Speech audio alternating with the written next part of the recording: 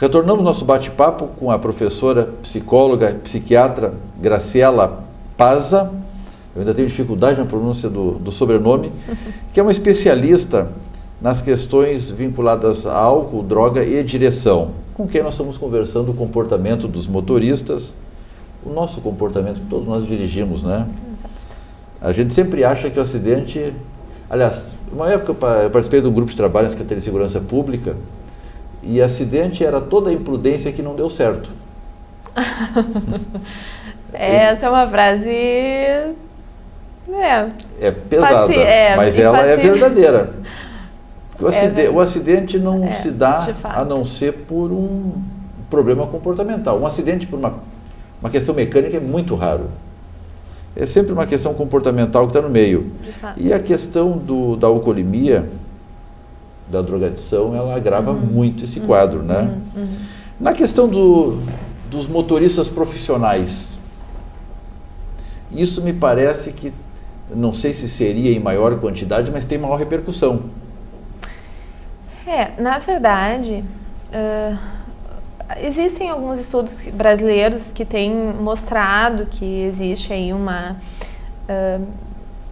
não vou falar em números agora, porque não me vem exatamente o estudo, mas assim, de que existe uma tendência a essa população específica ter um consumo de substância em função do tipo de trabalho, né?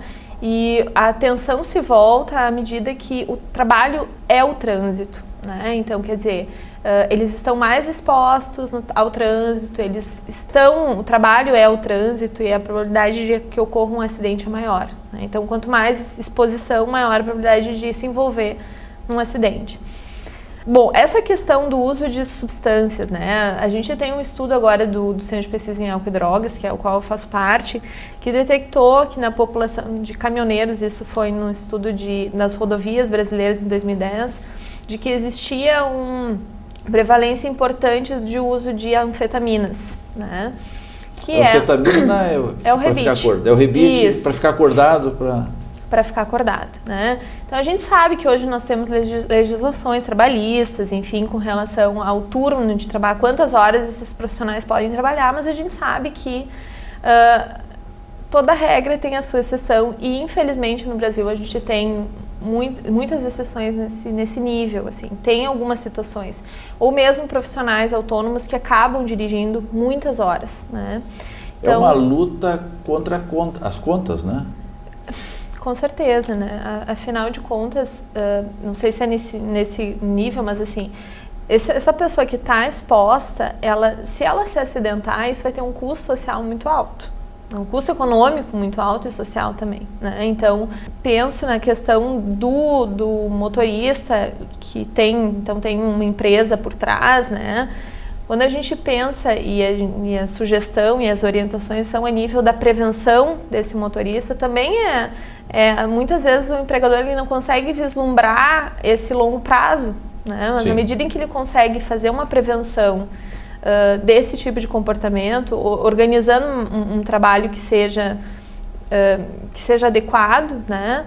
Ele minimiza então a possibilidade de ter um problema maior, né? Não sei se eu estou certo na minha analogia, mas na área urbana o problema maior é o álcool e na estrada o problema é a anfetamina. As drogas elas têm ações e efeitos diferentes, né? Distintos, enfim.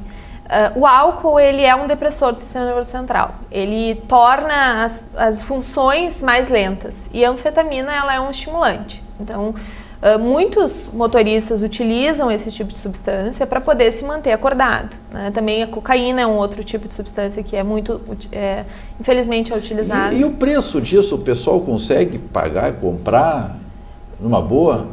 É muito, assim, o acesso é muito fácil. Bom, se o acesso é fácil, o mercado é fornecedor, o preço é baixo. A cocaína ela é um pouco mais cara, né?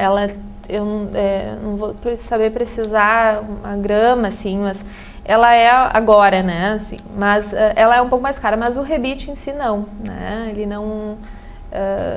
infelizmente o uso ele é maior do que a gente enfim, né? São poucos estudos que a gente tem sobre o tema. Como é que eu, estando no meu automóvel, dirigindo na estrada, eu identifico um motorista que está numa situação de risco? Que comportamento eu vou procurar nele? Então, na verdade... e aí depois dessa pergunta o que eu devo fazer? Sim. Enquanto civil. Exato, eu civil, eu estou no meu automóvel, eu estou indo por uma estrada de dia, de tarde, de noite, não importa, eu gosto de dirigir à noite, e eu encontro alguém, eu não sei se o comportamento dele não, ele sim, mas ele dependendo algum sintoma ele passa. Claro, não, dependendo do nível de teor alcoólico, dependendo da quantidade que ele bebeu, né, dependendo de se ele bebeu muito. Geralmente, o que é o principal problema? Assim, finais de semana à noite. Na noite e madrugada são os principais problemas, né, é o risco, né, são esses motoristas que estão dirigindo nessa via, no primeiro momento. E eles claramente, assim, dependendo do nível de teor alcoólico, eles vão ter uma conduta no trânsito de fazer zigue-zague na rua, né, de ir para os acostamento, ou demais para a esquerda ou para a direita. Não anda para uma linha reta. Velocidade excessiva, né? A associação de uso de álcool com velocidade é muito, não posso dizer direta, mas é muito comum a gente ver problemas de morte no trânsito com velocidade associado com o uso de álcool, né? Também vira super-homem? Superiores a tudo? E aí tem a ver, claro, né, assim, é tão complexo porque o álcool, ele produz, dependendo de quanto você bebe, dependendo do momento em que você vai dirigir o carro, no primeiro momento o álcool ele pode estimular. E também tem as características de personalidade do condutor. Ele não vai tornar a pessoa assim. A pessoa tem algumas características de personalidade cujo álcool vai potencializar, né?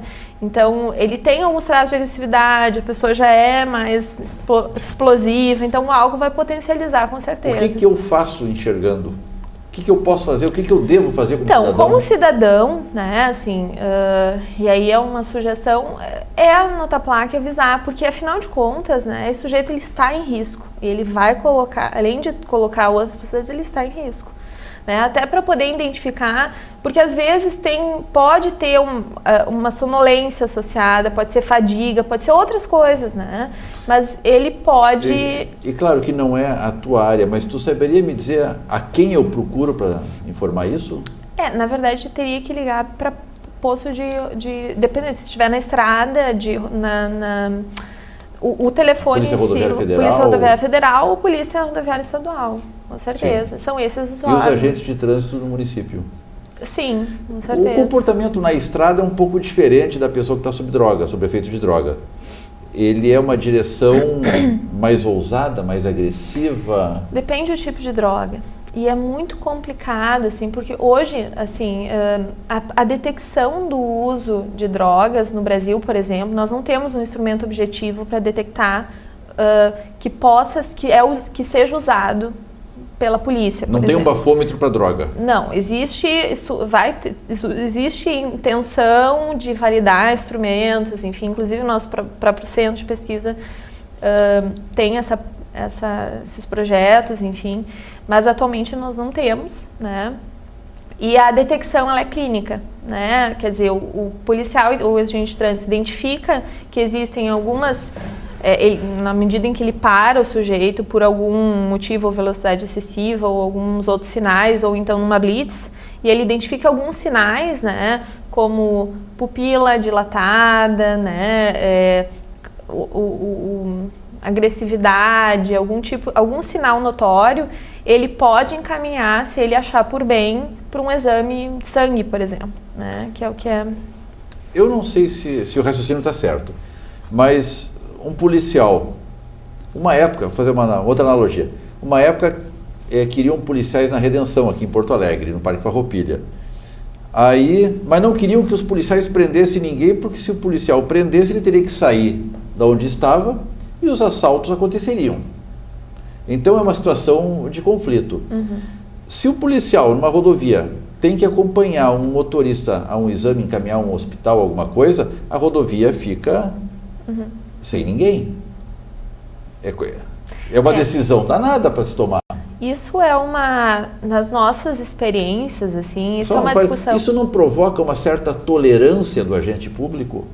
É que, infelizmente, o problema do trânsito, ele é secundário ou terciário, né? Porque algumas discussões não, mas nós temos problemas de violências, de outra ordem, de roubo, furto, enfim, não dá para dar conta e o trânsito é deixado. A gente precisa ter profissionais. Os profissionais precisam ser valorizados por isso. E a gente tem que olhar o trânsito. A gente não está olhando os números, né? Morrem muitas pessoas no trânsito. E isso tem um custo muito alto para o país, né? E para o mundo como um todo. E o Brasil, infelizmente, ele está aí no ranking de um dos países que mais mata no trânsito, né? Então, assim, é preciso investir em segurança, com certeza. Professora Graciela, o tempo voa. Sim. Fizemos um programa inteiro, tal a importância desse assunto, fizemos um programa inteiro a respeito. Quer deixar uma mensagem, uma última mensagem? Vamos ver se a gente consegue, assim como a gente anuncia uma criança desaparecida tentando resgatar essa vida, vamos tentar, através das tuas últimas palavras, preservar uma vida. Está bem. Eu quero desejar um Feliz Natal e Ano Novo, né? Essa época do ano festiva. Essa é uma época de risco, então eu sugiro, né, pais, jovens, cuidado com como vocês estão dirigindo, assim, álcool e drogas e trânsito não dá certo e a gente quer voltar feliz, começar um 2015 de bem.